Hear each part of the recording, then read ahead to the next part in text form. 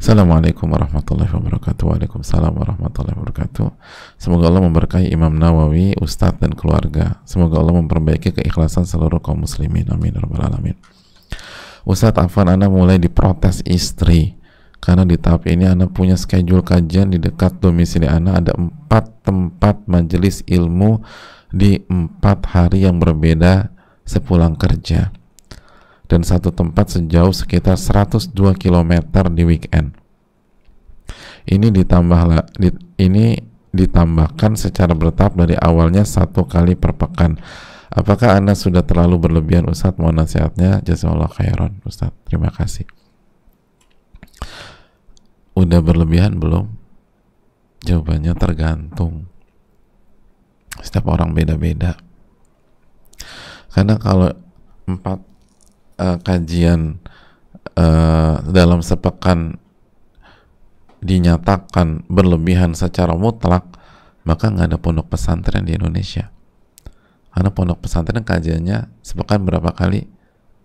Ya setiap hari, gitu, dari pagi sampai, bahkan dari pagi sampai malam schedule-nya tuh di banyak pondok. Jadi orang tuh beda-beda jamaah. Ada yang setiap hari itu 1 kajian, bahkan setiap hari ada 5-6 majelis. Imam Nawawi masih ingat 1 hari berapa majelis? 12. Imam Nawawi rahimahullah. Gitu loh. Jadi beda. Ada yang ada yang cukupnya sepekan sekali, ada yang 2 kali sepekan, ada yang 3 kali sepekan, ada yang setiap hari. Setiap orang beda-beda. Setiap orang beda-beda. Makanya dalam riwayat Bukhari itu kan Abdullah bin Mas'ud punya kajian di sebuah komunitas setiap hari Kamis. Senang mereka, pengen nambah. Kata Abdullah bin Mas'ud, enggak, jangan nambah. Segini dulu. Nah, apakah maksudnya kajian harus sepekan sekali? Jawabannya bukan. Dijelaskan Al-Hafidh Ibnu Hajar dan para ulama yang lain, ini porsi ini tergantung orang. Intinya adalah setiap komunitas beda-beda, setiap orang beda-beda, dan parameternya adalah keselarasan antara ilmu dan amal. Itu di antara tolak ukurnya ya, di antara keselarasan antara ilmu dan amal. Kita harus berpikir bahwa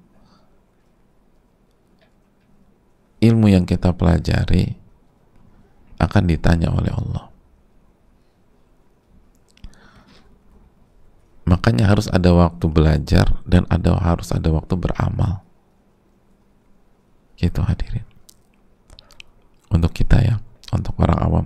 Itu salah satu parameter. Makanya kata Abu Abdurrahman As-Sulami menceritakan bagaimana para sahabat belajar, fayata'allamul Qur'an al-ilma wal amala jami'a. Para sahabat itu belajar Quran dari sisi ilmu dan dari sisi amal secara bersama-sama, ilmu dan amal. Makanya hadirin Allah muliakan, itu penting. Dan itu yang kita sedang coba dan perjuangkan dengan segala kekurangan dan keterbatasan kita.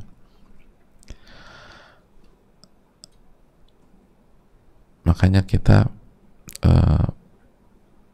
mencoba dengan segala kekurangan itu, misalnya kaji Riyadus Shalihin atau kajian tiap hari, tapi nggak banyak-banyak kan kita tuh. Pada dasarnya kan sesi materi nggak pernah sampai sejam. Nggak pernah mungkin ya. Tapi intinya secara umum, mohon maaf, bukan nggak pernah. Secara umum itu nggak sampai sejam. Terus juga yang kita pilih Riyadus Shalihin, ngikutin para ulama-ulama kita yang menerapkan membaca Riyadus Shalihin setiap ba'da sholat, biasanya di banyak masjid. Terus juga nggak banyak juga, satu pertemuan kan kalau nggak 1 ayat, 1 hadis, atau sebuah ayat atau hadis dibahas perpenggal. Kayak misalnya sekarang kan kita sedikit aja, satu penggalan kita bahas. Dan coba kita perhatikan ini apa kurikulumnya Imam Nawawi ini rahimahullah. Kita belajar dari bab 1, bab ikhlas, sampai bab ini, itu semua keseharian. Semua keseharian. Yang sebenarnya, kalaupun kita nggak belajar, kita pasti hadapin ini semua. Gitu loh. Jadi bukannya kalau saya nggak belajar, berarti misalnya kenapa Mas nggak ikut kajian Riyadhus Shalihin di sebuah tempat, saya belum siap mengamalkan. Nggak bisa, ini daily banget. Coba lihat bab ikhlas, emangnya kita bisa hidup satu hari tanpa keikhlasan? Nggak bisa. Setiap hari kita harus ikhlas. Jadi memang solusi harus belajar. Kita belajar bab sabar. Emangnya bisa kita hidup satu hari tanpa kesabaran? Gak bisa. Itu masalah datang terus setiap hari. Makanya kita harus belajar bab kesabaran. Terus bab apa? Bab jujur. Emangnya kita bisa hidup satu hari tanpa kejujuran? Gak bisa. Jujur itu keseharian. Kita nggak belajar, tetap kita dituntut jujur. Coba kalau ada karyawan di kantor misalnya ngambil uang kita atau nggak jujur gitu, kita tanya, kenapa Anda nggak jujur? Belum belajar bos, gitu. Antum terima nggak alasan itu? Belum belajar gitu loh. Kan nggak terima. Yang ada kita pecat tuh orang. Jadi ini keseharian. Bab nasihat itu kan emang ada setiap satu hari kita lewati tanpa ada mental nasihat dalam diri kita? Nggak bisa. Itu dituntut tiap hari kita punya mental nasihat. Bab amanat, ini kita lagi bab amanat. Tiap hari emang kita bisa hidup tanpa amanat? Nggak bisa. Jadi yang kita, di Riyadhus Shalihin ini, alhamdulillah ya Allah kasih taufik, kita bisa belajar pelan-pelan dengan segala kekurangan kita. Ini keseharian dah, keseharian. Ya memang harus kita pelajari. Karena bab-bab ini tuh, tiap hari kita berinteraksi, tiap hari.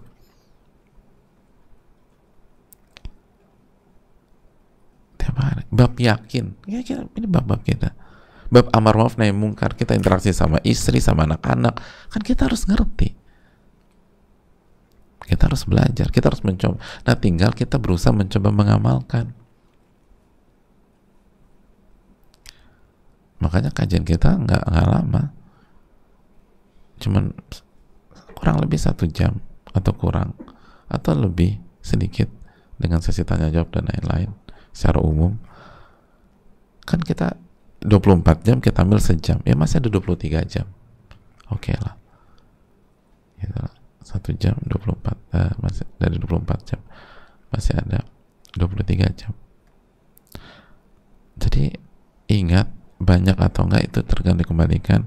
Intinya paralelkan antara ilmu dan amal, dan pelajari juga, atau pilihlah ilmu yang memang fardu ain dan kebutuhan kita sehari-hari.